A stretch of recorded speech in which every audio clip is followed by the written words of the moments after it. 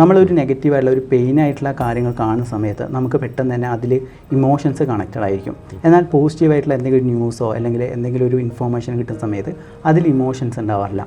അതുകൊണ്ടാണ് നമ്മൾ എത്ര പോസിറ്റീവായി ഇരിക്കാൻ വേണ്ടി ശ്രമിച്ചു കഴിഞ്ഞാലും നമ്മുടെ ജീവിതത്തിൽ നടക്കാത്തതും, എന്നാൽ നെഗറ്റീവായ കാര്യങ്ങൾ ചിന്തിക്കുന്ന സമയത്ത് അല്ലെങ്കിൽ ആ കാര്യങ്ങൾ നിരന്തരമായിട്ട് ഒരു പാറ്റേൺ പോലെയാണ് ഇത് തുടർന്നുകൊണ്ടിരിക്കുന്നത്.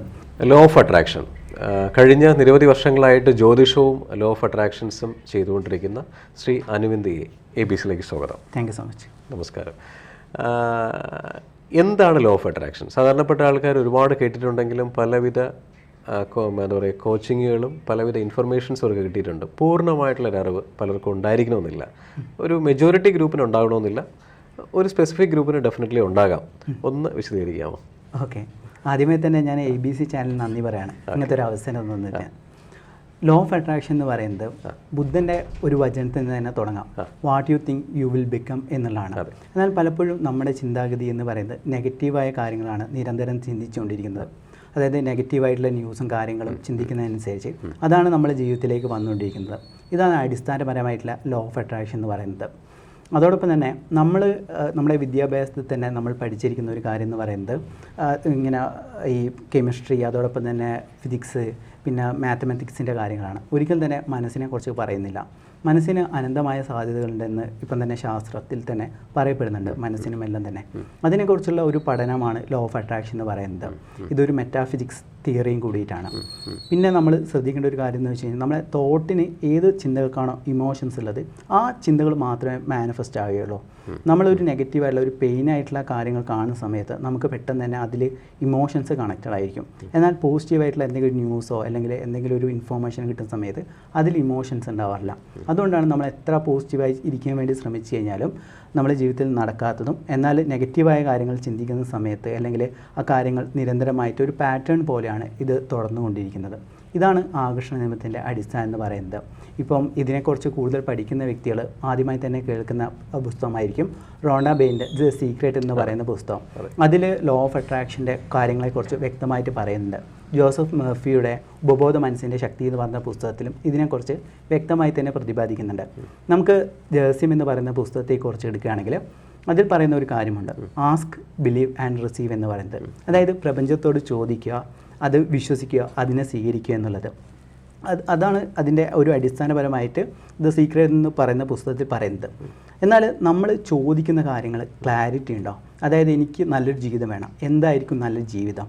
അത് ക്ലിയർ കട്ടായിട്ട് ആരൊക്കെയാണോ കാണാൻ സാധിക്കുന്നത്, അല്ലെങ്കിൽ ക്ലിയർ കട്ടായിട്ട് എഴുതി വെക്കാനോ അല്ലെങ്കിൽ മനസ്സിൽ അത് വിഷ്വലൈസേഷൻ ചെയ്യാൻ ആർക്കാണോ സാധിക്കുന്നത്, അത്തരം വ്യക്തികളുടെ ലൈഫ് നോക്കുകയാണെങ്കിൽ പല മാനിഫെസ്റ്റേഷനും അല്ലെങ്കിൽ ജീവിതത്തിൽ വിജയിച്ചതായിട്ട് കാണാൻ സാധിക്കും.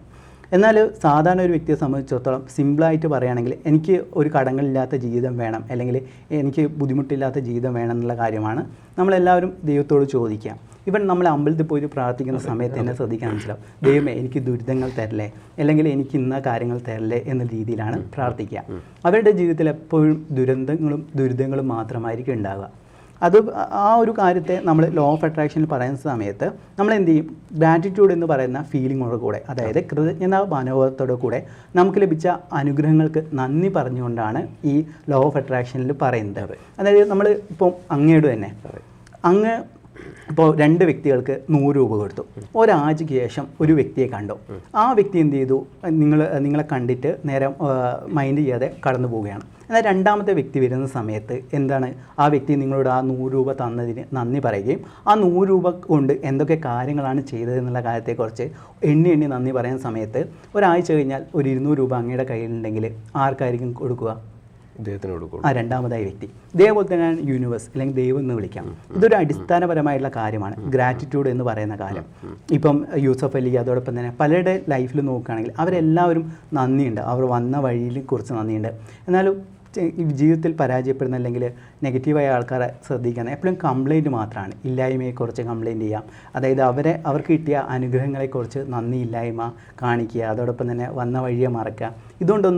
ഇതെല്ലാമാണ് അവരുടെ ജീവിതത്തിൽ ഒരു ബ്ലോക്കായിട്ട് മാറുന്നത് എന്നുള്ള കാര്യമാണ് ഉള്ളത്.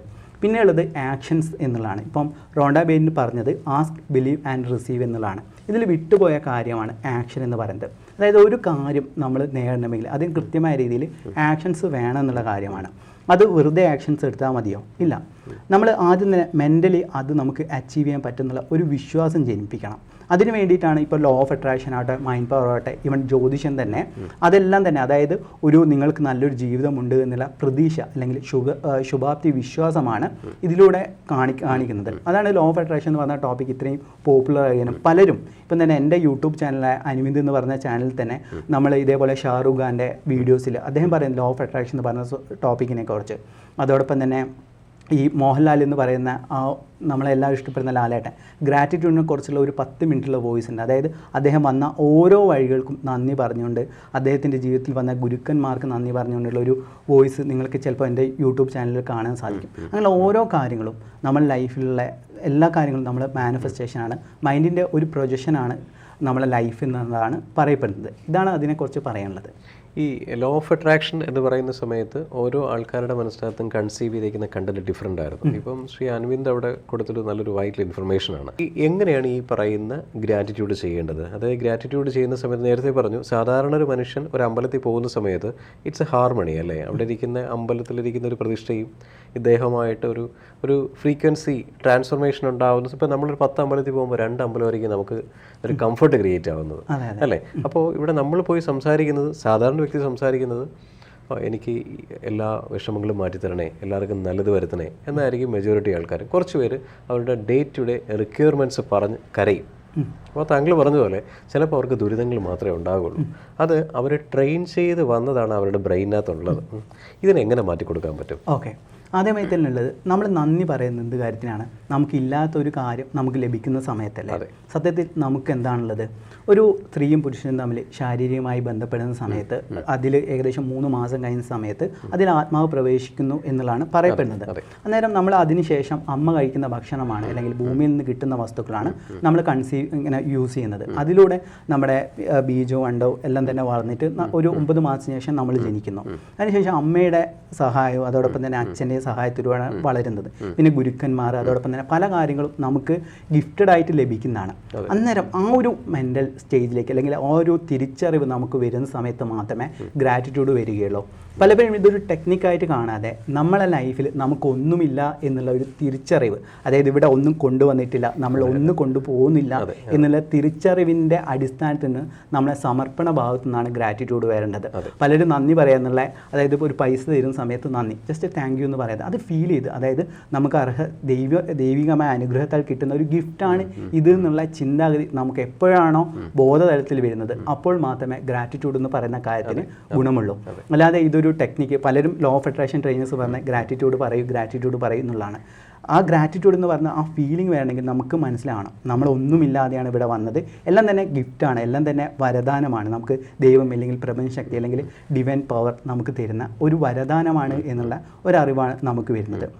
പിന്നെ നമ്മുടെ ലൈഫിൽ നമ്മളെപ്പോഴും നമ്മളെക്കാട്ടും വലിയവരെക്കുറിച്ച് ചിന്തിച്ചിട്ട് അതില്ല എന്നുള്ള രീതിയിലാണ് ചിന്തിക്കുന്നത്. എന്നാൽ നമ്മളെക്കുറിച്ച് ഇപ്പം തന്നെ നമ്മളെ കേരളത്തിൽ അത്രയും ദുരന്തം അതെ, അന്നേരം നമ്മൾ ആ ഒരു കാര്യത്തെക്കുറിച്ച് ചിന്തിക്കുന്നതിന് ഉപരിയായിട്ട് നമുക്ക് അതിലേക്കാട്ട് എത്രയോ ഗിഫ്റ്റ് നമുക്ക് കിട്ടിയില്ല, നമ്മൾ സേഫാണ്. അതിന് നന്ദി പറയുന്നതനുസരിച്ച് നമ്മളെ ഓറ സ്ട്രോങ് ആവുകയാണ് ചെയ്യുക. നമ്മൾ ഒരു വ്യക്തി ഇല്ലായ്മ പറയുന്നതനുസരിച്ച് അവർ വൈബ്രേഷൻ ലെവൽ വരെ ഇല്ല എന്ന രീതിയിലായിരിക്കും.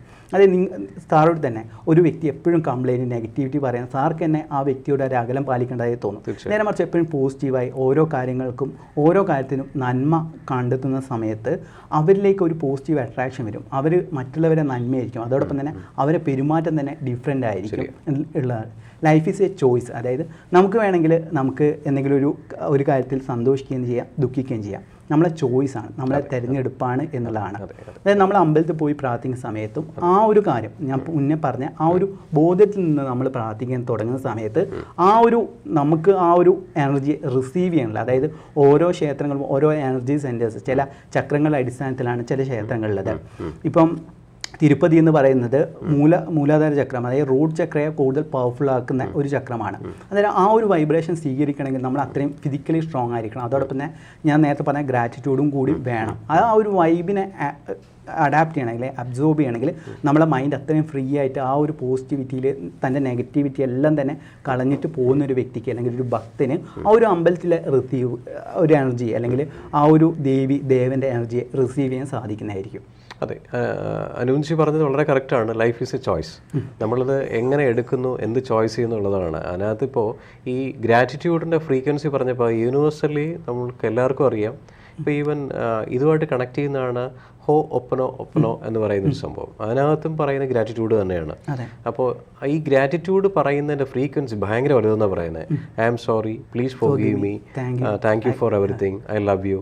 ഇതെല്ലാം നമ്മൾ നിരന്തരം പറയുകയും അനുജി പറഞ്ഞ പോലെ ഈ നമ്മുടെ പോസിറ്റീവ് ഓറ എൻഹാൻസ് ചെയ്യിപ്പിക്കുകയാണെങ്കിൽ സാധാരണ ഒരു മനുഷ്യന് എല്ലാ സംഭവങ്ങളും ജീവിതത്തിൽ വന്നു വരും. അപ്പോൾ ഇതിലേക്ക് വേണ്ടി എല്ലാവരും ഈ ലോ ഓഫ് അട്രാക്ഷൻ വളരെ ഡീറ്റെയിൽഡ് ആയിട്ട് പ്രാക്ടീസ് ചെയ്തിട്ട് എല്ലാവർക്കും നല്ലത് വരട്ടെ. നന്ദി, നമസ്കാരം.